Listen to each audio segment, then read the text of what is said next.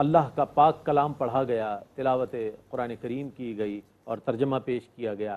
آئیے ان آیات کی تفہیم کے لیے، منتخب آیات کی تفہیم کے لیے تفسیر کی جانب بڑھتے ہیں، اور میں ملتمس ہوں حضرت علامہ مفتی محمد عامر صاحب سے کہ منتخب آیات کی تفسیر فرمائیں۔ بسم اللہ وسلم۔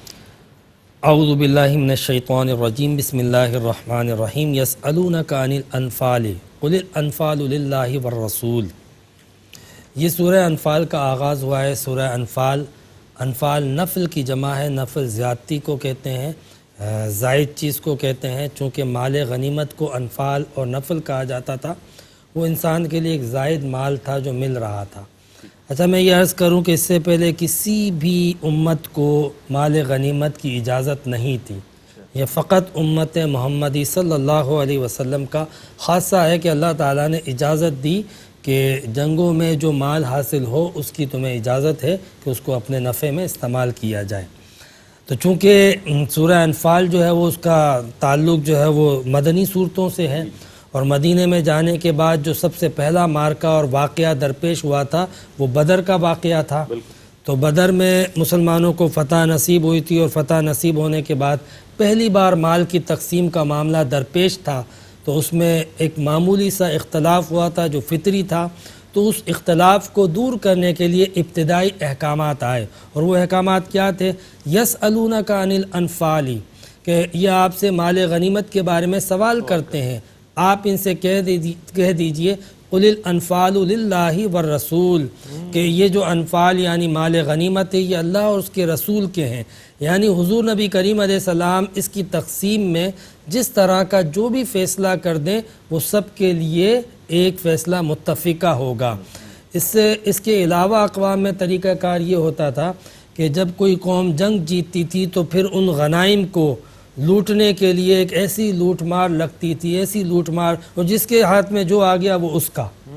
پھر بعض اوقات کسی کے پاس کم اور کسی کے پاس زیادہ آتا تھا، اس میں دشمنیاں اور لڑائیاں ہوتی تھی، اور ان دشمنیوں اور لڑائی کی وجہ سے وہ قوم جو جیتی ہوئی ہوتی تھی، جو فاتح ہوتی تھی، آپس کی لڑائی اور خانہ جنگی کے وجہ سے پھر وہ تباہ و برباد ہو جاتی تھی، یعنی جیتنے کے بعد ہار جاتی تھی۔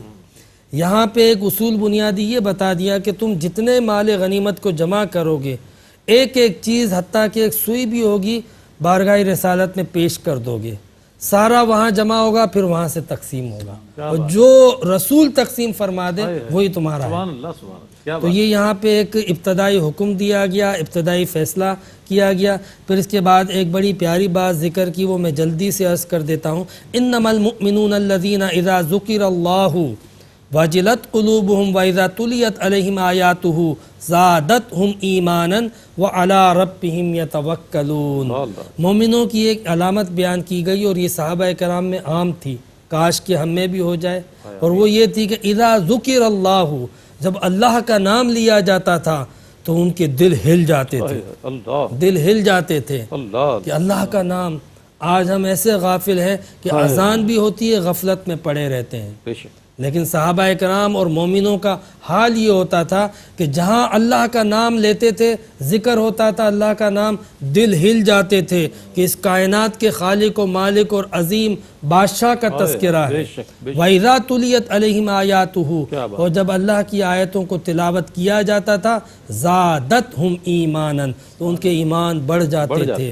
وَعَلَىٰ رَبِّهِمْ يَتَوَكَّلُونَ، اور مومن وہ ہیں کہ جو اپنے رب پہ توکل کرتے تھے۔ یہ وہ کیفیات بتائی جا رہی ہیں کہ چونکہ سورہ انفال کا تعلق مارکہ بدر سے ہے، اس میں کئی جنگوں اور مارکوں کا تذکرہ موجود ہے، جنگی ہدایات موجود ہے، جنگی احکامات موجود ہے، اور خاص طور پہ بدر کا ذکر یہاں پر آغاز ہو رہا ہے۔ تو یہ مارکے لڑنا جب تک اللہ پہ بھروسہ، کامل ایمان اور یقین اور توکل کی دولت نہ ہو تب تک ہو نہیں سکتا، اس لیے اس سے متعلقہ چیزیں ابتدا میں ذکر کی گئی، اور پھر اس کے بعد بدر کی بات ذکر کی گئی۔ وَإِذْ يَعِدُكُمُ اللَّهُ إِحْدَى الطَّائِفَتَيْنِ أَنَّهَا لَكُمْ، یاد کرو جب اللہ تعالیٰ نے تم سے وعدہ کیا تھا کہ دو گروہوں میں سے ایک سے ضرور ٹکراؤ اور سامنا ہوگا۔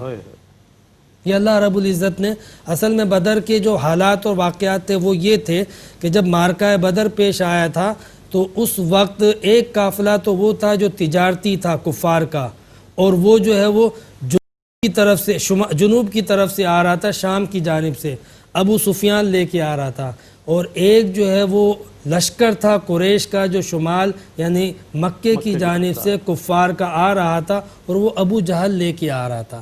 تو ان دونوں میں سے ایک سے ٹکراؤ لازمی ہونا تھا۔ یہ اللہ رب العزت نے حضور نبی کریم علیہ السلام سے پہلے ہی وعدہ فرما لیا تھا کہ دونوں میں سے ایک سے ٹکراؤ ہوگا، اور چونکہ ایک سے ٹکرانا لازم تھا تو اس لیے نبی کریم صلی اللہ علیہ وسلم نے مدینے میں مہاجرین اور انصار کو آپ نے جمع کیا اور ان سے مشورہ کیا کہ ہم کس کو فیس کریں، کیا ہم اس لشکر کے سامنے جائیں جو ابو سفیان کا ہے، یا اس لشکر کے سامنے جائیں جو ابو جہل کا ہے۔ اب جب رائے مانگی تو ابتدائی جو رائے آئی تھی وہ یہ تھی کہ ہم ابو سفیان کے لشکر کی طرف بڑھتے ہیں، اس لیے کہ وہ 40 افراد پر مشتمل تھا، نمبر 1، نمبر 2 اس میں مال زیادہ تھا، اگر ہم اس کو لوٹیں گے تو ہمارے پاس مال کثیر ہو جائے گا جو کفار سے مقابلے کے لیے ہمیں کام آئے گا۔ اس کے برخلاف اگر ہم اس لشکر سے ٹکراتے ہیں جو لشکر جو ہے وہ مکے سے آ رہا ہے تو اس میں مال کم اور اس میں جو ہے وہ افراد اور جانباز زیادہ ہیں، تو کہیں ایسا نہ ہو مال ملنے کے بجائے وبال مل جائے۔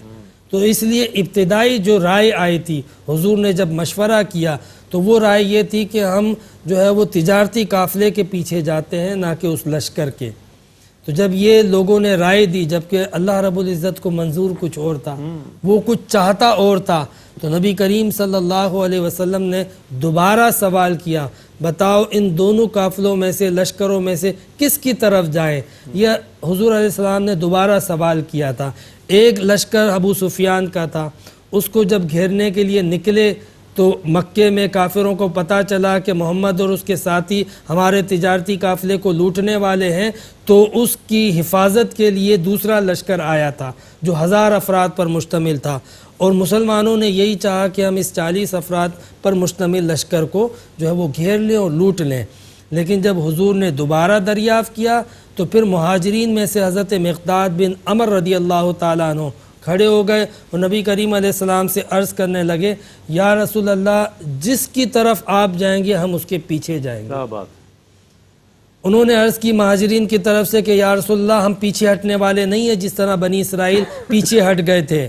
بنی اسرائیل نے حضرت موسیٰ سے جب فرعون کا سامنا ہوا تھا تو موسیٰ سے کہا، اے موسیٰ، تم اور تمہارا خدا جا کے لڑو، ہم یہیں بیٹھے ہیں، ہمیں کوئی لڑنے مرنے کا شوق نہیں ہے۔ تو حضرت مقداد بن عمر نے کہا کہ ہم ایسا نہیں بولیں گے، بلکہ ہم آپ کا ساتھ دیں گے، ہم آپ کے دائیں سے لڑیں گے، بائیں سے لڑیں گے، آگے سے لڑیں گے، پیچھے سے لڑیں گے، ہم نہیں پیچھے ہٹنے والے، جو آپ فیصلہ فرما دیں ہم آپ کے ساتھ ہیں۔ تو جب مہاجرین کی رائے آ گئی تو حضور علیہ السلام نے انصار کی رائے بھی ضروری تھی، کیونکہ اس مارکے میں مدد، معاونت، اسباب انصار نے فراہم کرنے تھے۔ تو حضور علیہ السلام نے دوبارہ مخاطب کیا کہ بھائی اس کی رائے پہ تمہاری کیا رائے ہے؟ تو پھر انصار میں سے حضرت سعد بن معاذ کھڑے ہو گئے اور انہوں نے کہا کہ لگتا ہے حضور ہم انصار کی رائے جاننا چاہتے ہیں۔ تو سعد بن معاذ رضی اللہ تعالیٰ عنہ کھڑے ہوئے اور انہوں نے کہا کہ یا رسول اللہ، ہم آپ پر ایمان لائے، ہم نے آپ سے عہد کیا ہے کہ ہم آپ کا ساتھ دیں گے، ہم نے آپ سے بیعت کی ہے، لہٰذا اب آج اس موقع پر بھی ہم آپ کے ساتھ ہیں، اور جس لشکر کی طرف آپ جائیں گے ہم اس لشکر کی طرف آپ کے ساتھ رہیں گے۔ اگر آپ اس سمندر میں اتر جائیں گے تو ہم آپ کے پیچھے اس سمندر میں اتر جائیں گے، ہم پیچھے ہٹنے والے نہیں ہیں۔ جب دونوں کی رائے آ چکی، حالانکہ سب کو پتہ ہے کہ 40 افراد کا سامنا کرنا جو ہے وہ اس کے مقابلے میں 1000 افراد کا سامنا کرنا مشکل ہی نہیں ہے، بلکہ موت کے منہ میں اترنا ہے۔ لیکن بہرحال وہ تیار ہو گئے حضور نبی کریم علیہ السلام کے کہنے پر اور حضور علیہ السلام کے ساتھ چل پڑے۔ یہاں پر بڑی آزمائش تھی۔ دیکھیں، مہاجرین کے لیے آزمائش یہ تھی کہ ایک تو مشترکہ آزمائش تھی کہ وہ لشکر بڑا تھا، یہ آزمائش تو دونوں کے لیے تھی، مہاجرین کے لیے بھی انصار کے لیے۔ لیکن مہاجرین کے لیے خاص آزمائش یہ تھی کہ مہاجرین وہ تھے جو مکے سے ہجرت کر کے انفرادی سطح پر آئے تھے، یہ نہیں تھا کہ وہ جب ایمان لائے تھے تو ان کا خاندان اور ان کا قبیلہ بھی ایمان لایا تھا، نہیں، وہ کافر تھے۔ اب آج جب ان سے مقابلے کے لیے نکلے ہیں مہاجرین تو ان کی تلوار کے سامنے کسی کا بھائی ہے، کسی کا باپ، کسی کا بیٹا ہے، کسی کا چچا ہے، کسی کا ماموں ہے، یہ ایک بڑی سخت آزمائش تھی۔ اور پھر انصار کے لیے بھی یہاں پہ خصوصی آزمائش یہ تھی کہ انصار جو اہل مدینہ تھے وہ چند افراد تھے.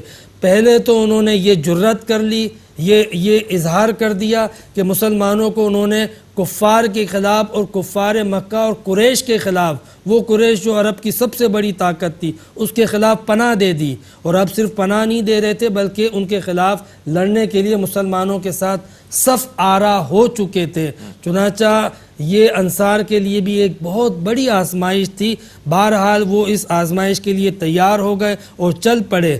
تو اس واقعے کا ذکر قرآن حکیم کے اندر اس طرح ملتا ہے کہ اللہ رب العزت نے فرمایا کہ یاد کرو جب ہم نے تم سے وعدہ کیا تھا دو میں سے ایک کا سامنا ہوگا، وَتُوَدُّونَ أَنَّ غَيْرَ ذَاتِ الشَّوْكَةِ تَكُونُ لَكُمْ، اور تمہاری تو یہ خواہش تھی کہ جو کم نقصان دہ اس کا سامنا کرے. وَيُرِيدُ اللَّهُ أَن يُحِقَّ الْحَقَّ، اور اللہ تعالیٰ تو یہ چاہتا تھا کہ حق کو ثابت کر دے. بِكَلِمَاتِهِ، اپنی آیتوں اور نشانیوں کے ذریعے. وَيَقْطَعَ دَابِرَ الْكَافِرِينَ، اور کافروں کی دم اور جڑ کو کاٹ دے. لِيُحِقَّ الْحَقَّ وَيُبْطِلُ الْبَاطِلَ، تاکہ حق کو حق اور باطل کو باطل ثابت کر دے. یعنی اللہ کچھ اور چاہ رہا تھا. اللہ چاہتا تھا کہ یہ مسلمان لشکر سے ٹکرائیں، اور اس لشکر کو جب شکست دے دیں گے تو شکست دینے کی وجہ سے مسلمان قانونی طور پہ، آئینی طور پہ عرب کی ایک طاقت اور قوت ابھر کے آ جائیں گے. اس لیے اللہ تعالیٰ آسانی نہیں بلکہ مشکلات کے باوجود، اسباب کی قلت کے باوجود چاہتا تھا کہ ان کا ٹکراؤ جو ہے وہ اس ہزار کے لشکر سے ہو. اس کو جب شکست دے دیں گے تو مسلمان ایک طاقت بن کے ابھر کے آئیں گے، اور باطل جو ہے وہ باطل ثابت ہو جائے گا اور حق جو ہے وہ حق ثابت ہو جائے گا. یہی وجہ تھی کہ ایک انگریز مورخ نے کہا کہ مارکہ بدر سے پہلے جو ہے وہ اسلام محض ایک مذہب تھا، لیکن جب مارکہ بدر مسلمانوں نے فتح کر لیا تو اس کے بعد یہ صرف ایک مذہب نہیں رہا بلکہ یہ ایک ریاست اور اسٹیٹ اور امپائر بن گیا. اٹس بیکم اسٹیٹ، یہ اب باقاعدہ ایک ریاست بن چکا تھا. یہی بات قرآن پاک میں اللہ رب العزت نے ایک واضح انداز میں کہی کہ میں یہ چاہتا تھا، اللہ یہ چاہتا تھا کہ باطل کو باطل کر دے اور حق کو غالب کر دے. چنانچہ ان کا سامنا ہوا اور کفار کو شکست ہوئی، مسلمان غالب ہوئے اور عرب میں ایک طاقت بن کر ابھرے. اللہ رب العزت ہمیں ان آیتوں کو سمجھنے کی توفیق عطا فرمائے، ان پر ایمان لانے، ان سے عبرت حاصل کرنے، نصیحت حاصل کرنے کی توفیق عطا فرمائے. وآخر دعوانا ان الحمدللہ رب العالمین. سبحان اللہ، سبحان اللہ، کیا کہنے. بہت ہی خوبصورت انداز میں حضرت قبلہ مفتی محمد عامر صاحب تفسیر فرما رہے تھے منتخب آیات بینات کی. ناظرین محترم، آج غزوہ بدر 2 ہجری کے حوالے سے بات ہوئی کہ فضائے بدر پیدا کر فرشتے تیری نصرت کو، فضائے بدر پیدا کر فرشتے تیری نصرت کو، اتر سکتے ہیں گردوں سے قطار اندر قطار اب بھی. اللہ تعالیٰ سے دعا ہے کہ اللہ تعالیٰ ہمارے اس اہتمام کو، ARYQ TV کی اس کوشش کو قبول و منظور فرمائے. آج 9واں پارہ اپنے اختتام کو پہنچا اور انشاءاللہ کل 10ویں پارے کی تلاوت، ترجمہ اور تفسیر کے ساتھ ہم آپ کی خدمت میں حاضر ہوں گے. کل تک کے لیے اپنے میزبان محمد رئیس احمد کو اجازت دیجیے. اللہ حافظ.